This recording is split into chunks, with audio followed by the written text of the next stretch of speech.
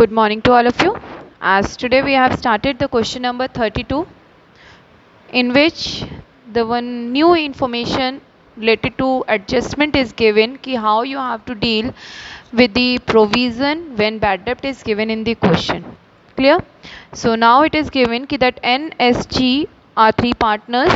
They are sharing in the ratio of 2:3:5, and in future they want to share in the ratio 2:3. Clear? In the book, debtors are given, that is of rupees 1,35,000, and on the same provisions are created of rupees 15,000, and the outer value is given to you, that is 1,20,000.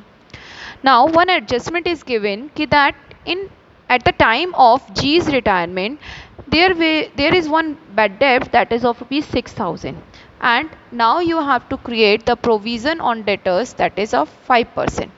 Clear? Now how you have to treat the same? Look, as provisions are created to meet out the liabilities को meet out करने के लिए ही होता है, तो हम लोग क्या करेंगे, इस 15,000 में से 6,000 की जो लाइबिलिटी है उसे मीट आउट करेंगे, तो हमारे पास जो बैलेंस रह जाएगा वो 9,000 रुपीज़ का रह जाएगा. नाउ इट इज़ गिवन कि हमें क्या करना है, अपने डेटर्स के ऊपर 5% का प्रोविज़न क्रिएट करना है.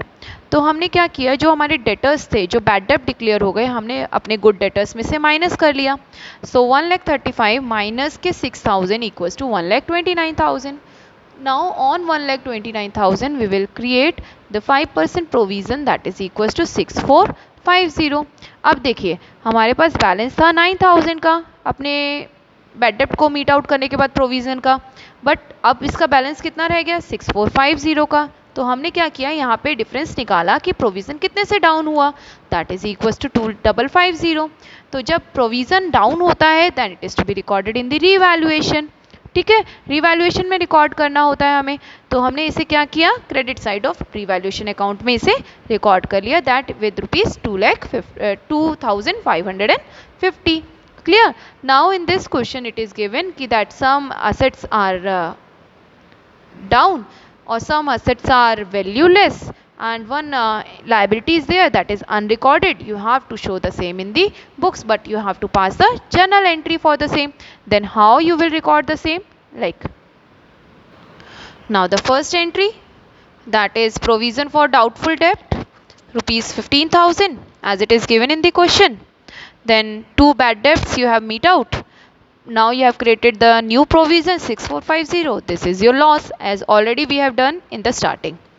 Now it is given कि patents are valueless, so patents full 90,000 से down हो गए. You know very well कि जब patents down होते हैं then it is to be recorded in the credit side, debit side. Stock 5% से down हुआ, मशीनरी 5% से, और बिल्डिंग भी आपकी 5% से डाउन हुई, and these are the values of the same. Unrecorded creditors था, जो एडजस्टमेंट गिवन है उसे हम लोगों ने क्या किया, रिकॉर्ड कर लिया बुक्स में. नाउ आप यहाँ से क्या देख रहे हैं, no further information is given in the question regarding the revaluation of assets and liabilities.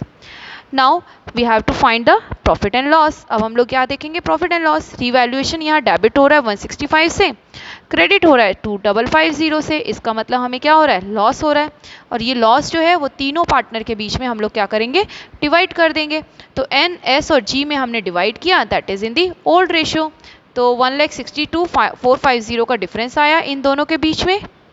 ठीक है, उसको हमने इन तीनों पार्टनर्स में डिवाइड कर दिया.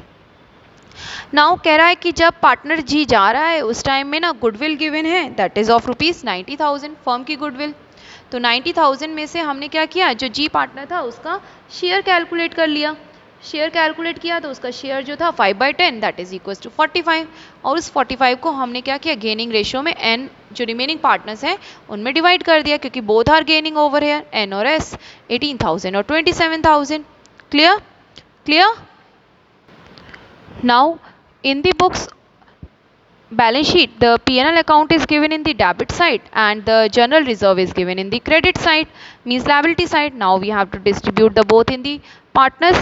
ठीक है, so as P&L loss is there, so I have P&L loss को हमने क्या किया, क्रेडिट कर लिया, एन, एस और जी में हमने उसे डिस्ट्रीब्यूट कर दिया। ऐसा क्यों किया मैंने, यू नो वेरी वेल कि पीएनएल अकाउंट जब असेट्स में गिवन होता है तो पार्टनर्स की इस साइड में रिकॉर्ड होता है, क्योंकि वो लॉस को बियर करेंगे, कैपिटल उनकी डाउन होगी। सो 2 पीएनएल है, इसलिए 2 पीएनएल और पार्टनर एनएसजी जो है वो डेबिट हो रहे हैं। 75 को मैंने डिवाइड कर दिया 2:3:5 की रेशियो में। Same it is general reserve. General reserve जो है उनकी सेविंग्स थी, वो अब उनकी प्रॉफिट को इंक्रीज कर रही है, कैपिटल को। तो जनरल रिजर्व लाइबिलिटी साइड में गिवन होती है, क्रॉस में मैंने कैपिटल अकाउंट में ट्रांसफर किया। So general reserve to N, to S, to G distribute कर दिया। अब लास्ट में जो बचता है, और हमें कुछ कैलकुलेट नहीं करना होता, हमें सिर्फ क्या कैलकुलेट करना होता है कि जो पार्टनर जा रहा है, रिटायर्ड पार्टनर, उसका बैलेंस कितना बनता है, उसे कितना उसका अमाउंट जो है वो लोन अकाउंट में ट्रांसफ़र करना होता है। तो हमने जो कैलकुलेट किया था 4,50,000 की उसकी कैपिटल थी, 45,000 की जो था उसका शेयर बन रहा था। किस चीज़ का शेयर बन रहा था, that is of general reserve. मैंने जनरल रिजर्व ऐड कर लिया, इस लॉस को माइनस कर दिया और रिवैल्यूएशन के लॉस को माइनस कर दिया। तो मेरे पास जो इन्फॉर्मेशन आई दैट इज़ इक्वल्स टू 376,6,275। अब इसमें मैंने क्या किया, जो गुडविल का शेयर था उसको ऐड कर दिया, क्योंकि उसके बदले में उसे कैश मिल रहा है। सो उसका अमाउंट बना 421,275। ठीक है, कैश तो नहीं मिल रहा, बट हाँ ये जो है bear by the remaining partner, gaining partner से बियर कर लिया और अपना अपना शेयर जो है जी को फॉरवर्ड कर दिया था। इसलिए अब उसका शेयर जो बना यहाँ पे 421,275, that is to be transferred in the loan account. अब कैपिटल अकाउंट डेबिट हो रहा है, क्यों, क्योंकि कैपिटल अब खत्म, क्योंकि वो तो पार्टनर रिटायर्ड तो हो गया। लोन लाइबिलिटी जो है वो फॉर्म के लिए इंक्रीज हो गई है, so that's why G's loan account, loan always having a credit balance. तो हमने क्या किया, इसकी एंट्री पास कर दी, G's capital to G's loan account. So like this you have to pass the overall journal entries of the chapter retirement of a partner. Okay beta, do the question number 33 that is related to Ashok, Bhaskar and Chaman as your homework. ठीक है, have a nice day.